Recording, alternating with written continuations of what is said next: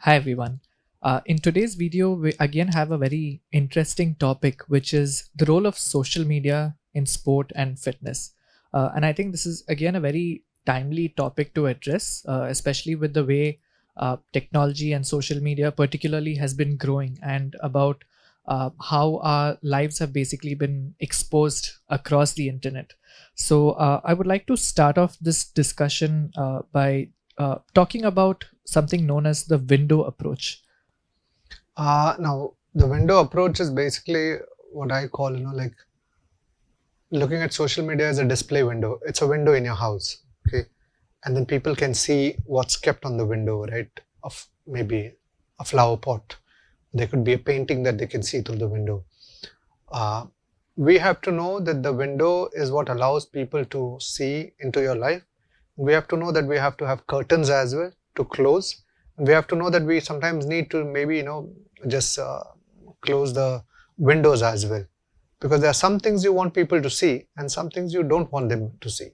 So if we treat it that way, I think there's a lot of clarity that comes in on what you want to do with social media. Like, why is one on social media? So many platforms are out there, right? So why does one go there? I go there mainly because my profile is a professional profile. My profile, if I give my particular example, it has nothing about my family, it has nothing about my friends, it is something about what I do professionally. And this is what I would want the world to know, because I'm interested in maybe all just the work that I do, maybe display it a bit so people are aware, because there are people you meet, colleagues who want to stay in touch. It's definitely not to be friends. My friends don't need to be on social media. That's maybe my approach. Now, many people are out there who have friends also there and who have their sort of professional colleagues as well. And I feel this is where sometimes mix-ups can happen, right? So the window is something which allows you to show how much of inside of your sort of life you want to show.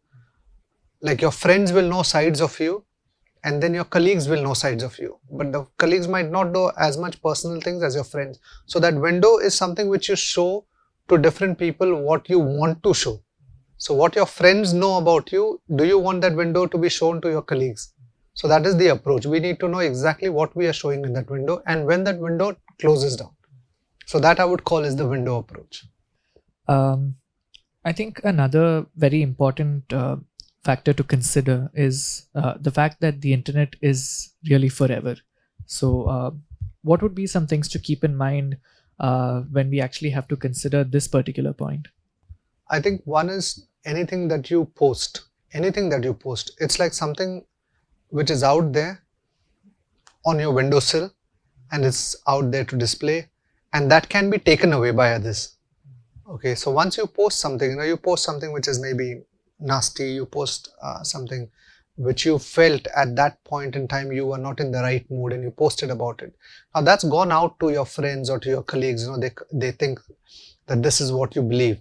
So you have to sort of, be conscious of it, because it can go out and stay there forever. So that's why they say, internet is forever. Now, same goes with internet, as in you post, say, a video, okay, and it need not be just as a post.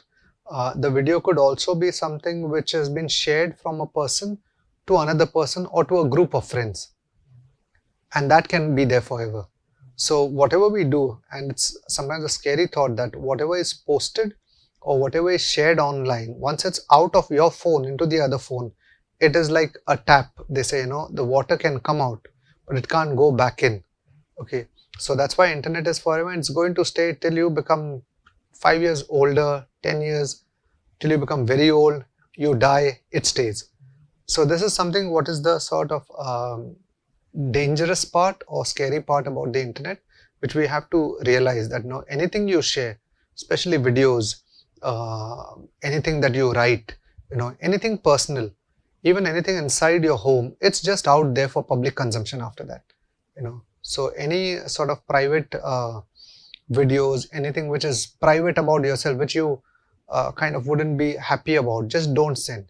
A simple way to look at it is maybe before posting, just check how your family would react if they had to know that this was out.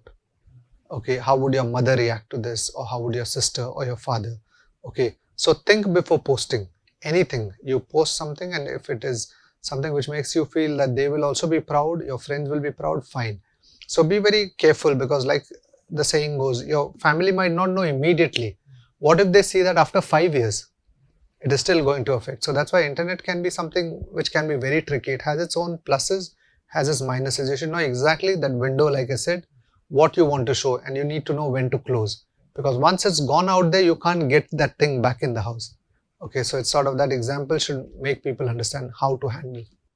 Right. I think the the key factor to keep in mind would be the sense of permanence of something that goes out there. And oftentimes, I think young SNCs, or sometimes even those who are experienced, often get caught up in certain short-term things that they're trying to achieve. Like maybe they want to build their business, so suddenly they start putting a lot of videos and things, but they don't consider what is the tone of that video. Is it Exactly. professional? Uh, what Sorry. sort of an opinion are you sharing? Will you still stand by that opinion 10 years or 20 years down Mm, the line? And like you said, I think many times the issues that they face may not always be immediate, but somewhere down the line, you'll definitely face the repercussions for that. I'll give another sort of point on this, where it's good to stay away from is strong political or religious opinions. Now, your religious or your political opinions are your personal matter, right? What you believe is your personal wish, and it's good. Whatever you believe, good for you. Whichever political affiliation you have, good for you. You can have very strong opinions about it. But where it can sort of, have a counter effect on your profession is that what you post, and if let's say you post supporting a certain political party, political, or even in any form, anything which is sort of, like religious or this, your customers, your clients, they might not be from the same. Okay. Now, when you post, you are just creating unnecessary animosity, and you might not be wanting that, but it creates this. The image just, unnecessarily is changed, and you're just creating conflict there for no reason, for no benefit, right? So when you post something, you have to be very careful of, what is your personal opinion, and there's nothing wrong. We all have sometimes very strong political opinions, which is fine. But if you're posting firstly on social media as somebody who's out there to give your political opinions, your religious opinion, then it's very different. Then that your profile is there for that. But if your profile is there as a doctor, as an engineer, as a strength and conditioning coach, as a lawyer, so then that becomes slightly different. So it all depends on what your profile is there for. Are you just Mr. X, Y, Z, who's there, who is speaking his mind out? Fair enough, because that's what you believe, and that's what. But are you also then below that, maybe the vice president of this company, or the CEO of this, or strength and conditioning coach for this academy? Okay, then you've got to realize that there are two sides here, is the personal and professional. And what you post will be also seen by your professional colleagues with whom you meet, who could be from different various, castes and from different states, So strong opinions are best kept outside social media. What you talk with your friends, what you talk at home is best not shared. Because the moment you share, you have to realize you're getting into something which is the profession of people. So even something especially such as politics, it is a profession, it is a job. A politician is also doing a job which is which has its own boundaries. There are certain things they do, they are answerable for, and that's why sort of people follow them, because there are certain things that they have to do because they are part of a certain process. But when we post something without being in that process, we have to ask ourselves, what is it you're trying to prove? Is it just something in the night you just got angry and you just, oh, let me say this? How does it help anything? So that part I think we have to also realize when we post about especially these two things, because these two, one has to also realize they evoke very strong emotions in people: politics and religion, right? Because people can have very strong beliefs, and that is completely fine. But you have to realize when you're going to speak anything about this, you have to know what is it for. Is that like, are you part of that system? Are you somebody who's into certain thought processes in certain sort of fields where this is your special? Are you a specialist and expert on religion, politics, or strength and conditioning. So that's why I always feel, stick to what you know. Be good at what you know, and the other things keep it personal. Then sort of that friction doesn't come in. I think another point which I wanted to discuss was about unsavory comments, either something that maybe someone as a strength and conditioning coach or a support staff might put out there, or at times also being on the receiving end of unsavory comments. How exactly do you need to address it? Do you ignore it? What would be the thoughts that one need to keep in mind when dealing with such a situation? One is, don't post anything which will sort of elicit that response from people. Okay, if you post something which is sort of triggering some people, they might write something. But what also one has to realize is that it's your wall. Okay, so when you have a post or profile, if somebody is writing on your page or putting a comment, it is yours. You have the option to delete it, or you have to have the option of telling that person also that I don't like the way you speak, okay, or please mind your language. So you have that right. So it is still your wall. So best is not to post something that triggers people. Okay, so it all starts from, like I always say, clarity is not the one thing triggers to another, and so on and so forth. So don't post something that will trigger people. If somebody is still just being unnecessarily maybe nasty, don't engage. Don't get into a back and forth where somebody makes a comment, then you answer, then they answer, and then you answer, and so on. There's no end to it. And that stays as well. That unnecessary sort of controversial whole argument just goes on. And what is really the outcome? One has to realize, when you get into an argument, what is the whole outcome of it? Why are you getting into that fight? So I think don't engage. If something is, you find that it's unsavory, somebody is pointing out or made a statement which you don't agree, and which is just, again, that person wants to maybe trigger you. Sometimes the answer below is just to say okay. Just say okay, whatever this is. So people also get the point that this person doesn't want to engage. Somebody makes a statement which makes no sense, just say okay, and close the topic there. So whoever is reading also gets to understand. You're not even explaining, you're not agreeing with that person. You're saying, okay, this is what you said, okay. And you keep it that way. Okay, now that person still, after that post, delete that.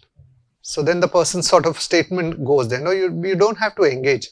It's like, a top fighter. If you're a boxer, okay, you're a mixed martial artist, you know how to fight. Doesn't mean every person on the street who challenges you, you're going to fight. Right? You need to know to pick your fights. Okay, a top boxer who's a professional fighter, will fight the heavyweights because there's lots of money they make, there's fame. They are not going to go into some pub and just beat up every second guy who challenges them. So this is where social media, we have to understand, how to handle. And probably something which I can say applies to maybe slightly older strength and conditioning coaches. Don't get into social media where you can't handle it. Get into one. If you're on one platform, stick with one, and make sure you check it, so you know what's happening, and then do justice to it. Don't get into 20 different things just because every small young kid is doing, and then you're not even aware, and sometimes you don't know the settings, and you end up messing up and just making it look very not very good. So I think stick with one. That's what I do. I stick on one platform, and that's all I post, and that's what people who know me are there. There are some people whom I've not met, but then they know this is the platform I'm on. Now I don't have to go on others just because everybody else is. Okay, so I think that clarity. Why are you on social media? You just want to be with friends. You want to connect with colleagues, maybe people you've not met for years. They get an idea how you look. You get an idea how they look. You want to know that they're okay in life. That's all, and then you give a bit of an idea about your work. You get a bit of an idea about them, but you also don't want everything to be seen. So you need to know exactly what. So it's like having a window, like I said earlier, but have one window. Don't have 5. So then you have to manage 5 windows, right? So open one window, let people know what's there, and you can use that window to see others as well. Okay, so it's that window approach. You need to know exactly what you're showing. You also need to know exactly what you want to show, and you want to know which is the one which is closed. You don't open 20 windows and then not know what is going on, and just you're sort of running around from here to there. And I think that topic perfectly ties into the next point of discussion, which is about using foul language on social media, especially with some people have a very different personal identity versus a different professional identity, and sometimes one carries over into the other. So what are some things to keep in mind when it comes to having that level of segregation or compartmentalization? Is to remember that uh, what is called sort of the um, boys room talk, or like hostel talk. A lot of guys, when they talk, when you're with friends, there's a certain language, there's a certain sort of rhythm we speak in, you know and especially those who are involved in sport, there's some sort of name calling sometimes. People pull each other's legs, just to make fun. Now that is between friends. Now, if that starts happening on social media, you're not doing it only between you all, you are now exposing that to many others. So that's why foul language, anything that is sort of unnecessary, foul language especially, because nobody likes foul language in public, right? So I think that part we have to realize, that what is spoken amongst friends and what you spoke with your friends when you were in school and college, that need not come on social media. This is a platform where you interact with people to show you're happy, they are happy, they are doing good, you're doing good, and that's it. But at the moment foul language comes in, and sometimes it is also need not be only in a unfriendly manner. It can be very friendly too, but there's no end to it. One person says, then the other one says, then somebody else says, then there's no end to it. Where does it go? And it stays. Again, what do you gain out of it? What is the image you want? You want to show that this is how I am with my friends and I'm with everybody? No, everybody, we all have our life, private life, personal life. We talk to our friends in certain languages. Why does somebody else have to hear? And sometimes, some people say that, oh, I don't have two faces, and this is something I explain to people about social media. Sometimes people say, I'm the same everywhere. I don't like to have a separate face, which I don't think is possible. We have a different image and a different face in front of our parents, in front of our relatives. We are decent. At the same time, we'll talk to our friends some things, which we won't say in front of our parents. So we all have that. Professionalism is that. Okay, it's able to be able to put on a mask, right? We all have our personal sides, but that is inside your door. Okay, what you do inside your door is your life. What you do with your friends is your life. But that mask we put on is to make sure that we provide the service that we are paid for. And that is where the difference lies.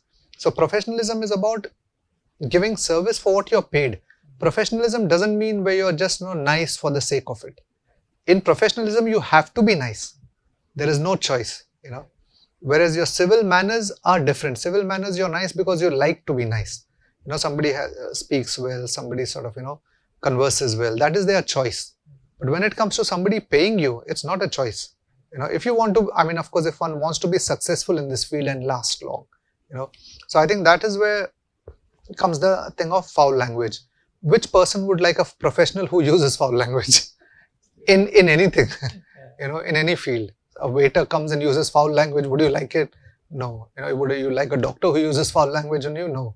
So then don't use it on social media as well. And I think probably another point which you can probably delve a little more deeper into would be about the fact that anything that we put out in social media is something which will be seen by our colleagues, sometimes even future employers, by the athletes that we're working with, the clients that you're working with, maybe the clients that you worked with in the past. So that image that you would want to display, not just to one small subset of the demographic, but to understand that everyone is going to see it. I remember in this, I'll give an example of something I had read around some, I think 10, 12 years ago, when I was in the UK. There was some air hostess who was, if I'm not wrong, suspended, or she lost her job. And it's because she took some pictures in the flight when of course, all the customers were gone. And then she took some pictures, and she just took some very kind of cool looking pictures, for social media, where she stood and she pouted and she had her hands like this. And she was in the uniform. And then the company found, and they took, because she was on the premises of the company, she was in uniform. And they, punished her. So this is again something to remember. What you post, we have to be so cautious in today's world, right? Because unlike earlier, where what one did, in a certain city stayed. Now it travels fast, right? It travels not just across cities but across continents. So in that sense, I feel, we just have to be extremely cautious about what we are doing with social media and what we post, because like you said, colleagues, future employers, past employers, students, parents, so many people will see, right? So anything that you put, something can be, as simple as maybe somebody say, now there's somebody who likes maybe to drink, and that person has had a party and now is not even sort of in senses to speak, but there's some video which is recorded, and that video is posted in fun by that friend, and that's out there. And then your small students who are out there, 8 years old, 10 years, they see that. Now, is that the impression you really want to go with your athletes?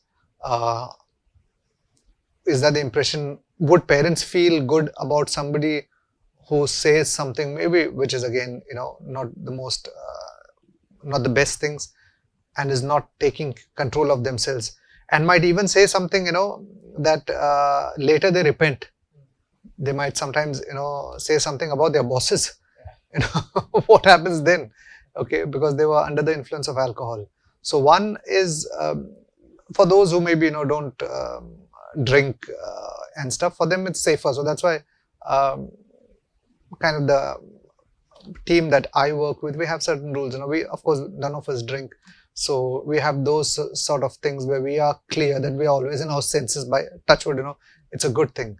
But for those who do lose their senses due to alcohol or whatever, you should be very careful that time what's out there, so that your employers, future employers don't see. And people now, companies go through social media profiles. When they hire somebody, they go and check, what you post. They'll go through your whole history to check what is the type of personality you are. So one has to be very cautious of this. Before hiring, if somebody checks and you've posted something, one has to be like knowing what they are posting.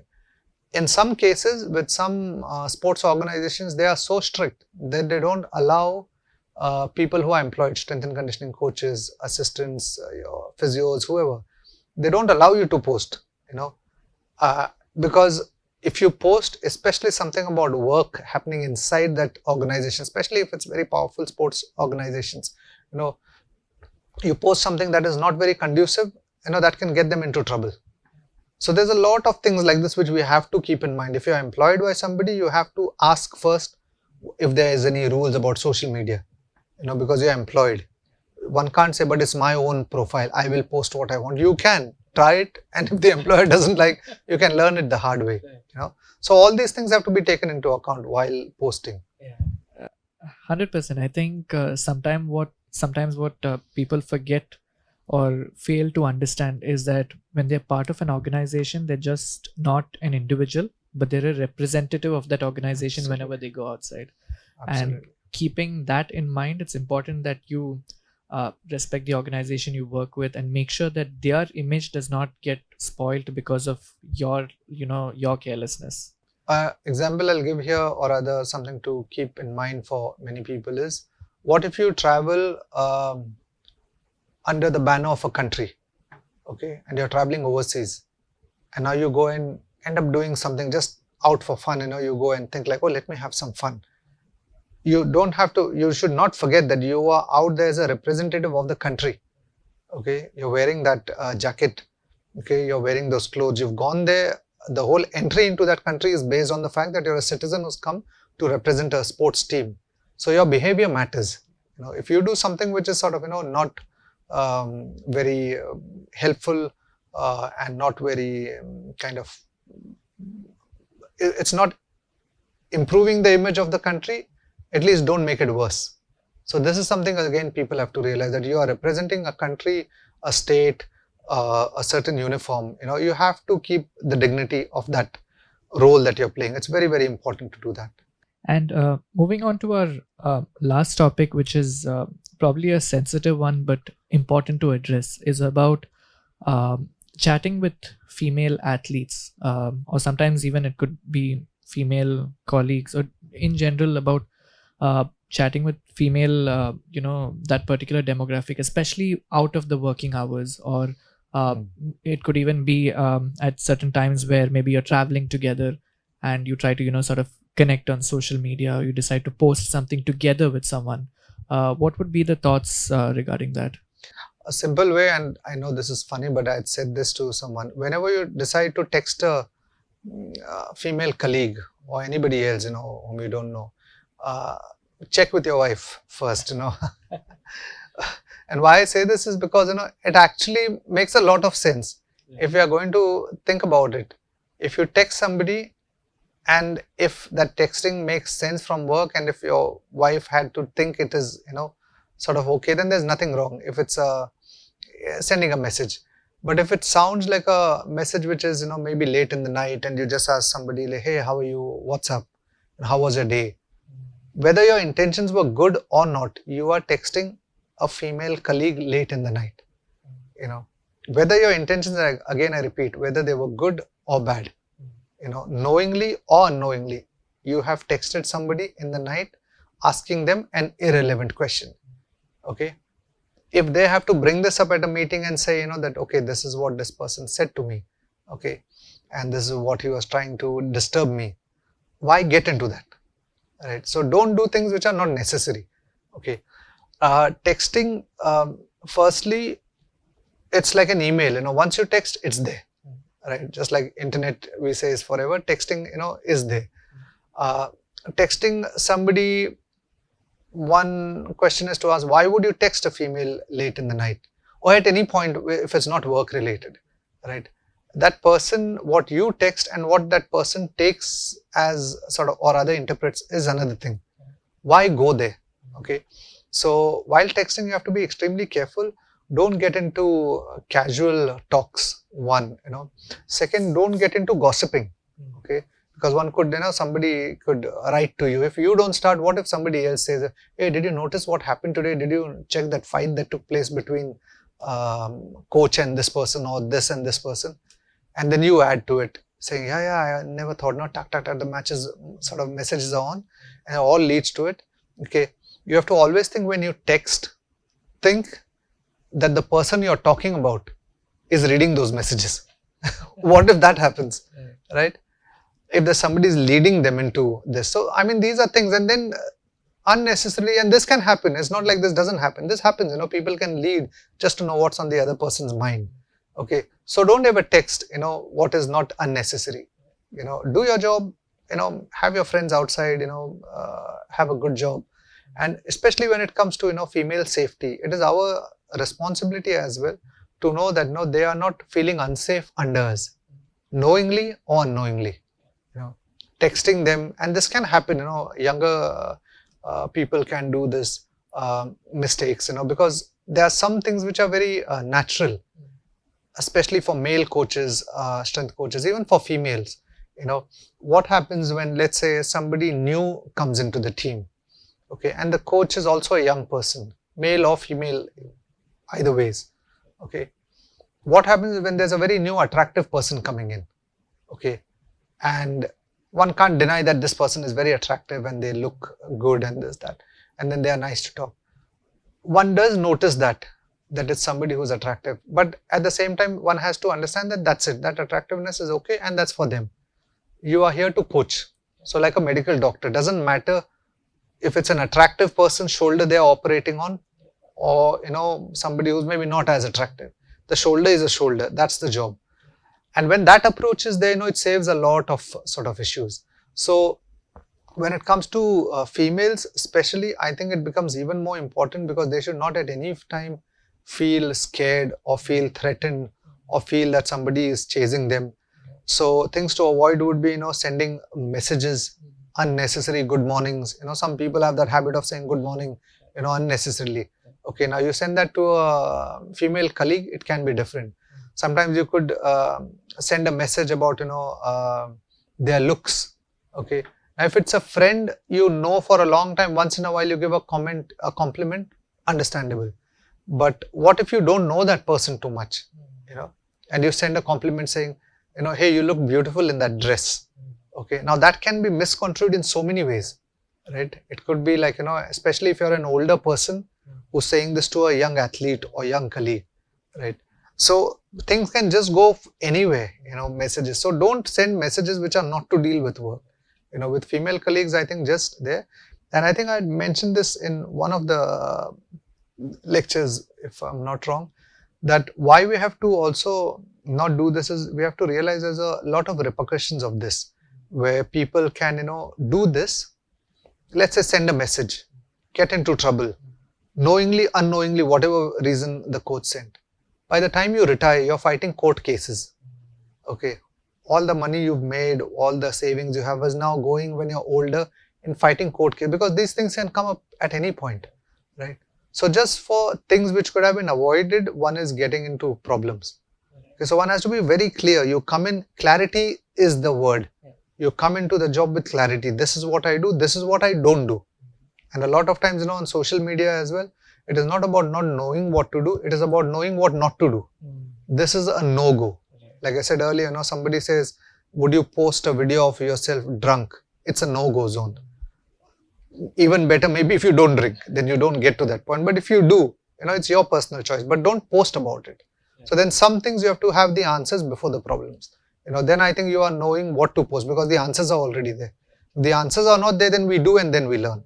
So the choice is either we learn after the mistake or we learn and don't make the mistake.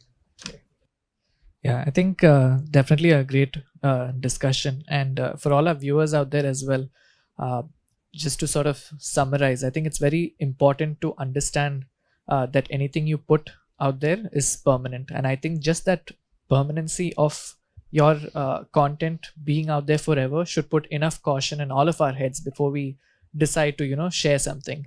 And like we discussed, irrespective of whether your intentions are good or bad, it's important to consider how it's going to be interpreted, and not just by one segment of the demographic, but by everyone out there. So I think with social media, with the way it's growing, I think this would be incredibly relevant, not just for support staff, but even athletes, parents. I think it's something which sort of encompasses everyone, the entire population altogether. If you're on social media, you need to be smart. Yeah, exactly. And so I think this discussion, like he said, is more about what you shouldn't do rather than what you should be doing. And that's the caution that all of us have to really keep in mind going forward, because the permanent nature of social media and the internet is something where one wrong move, one innocent post could have devastating results, even if not immediately, maybe somewhere down the line. So I hope this lecture was very, very helpful for all of you, and we'll see you in the next one.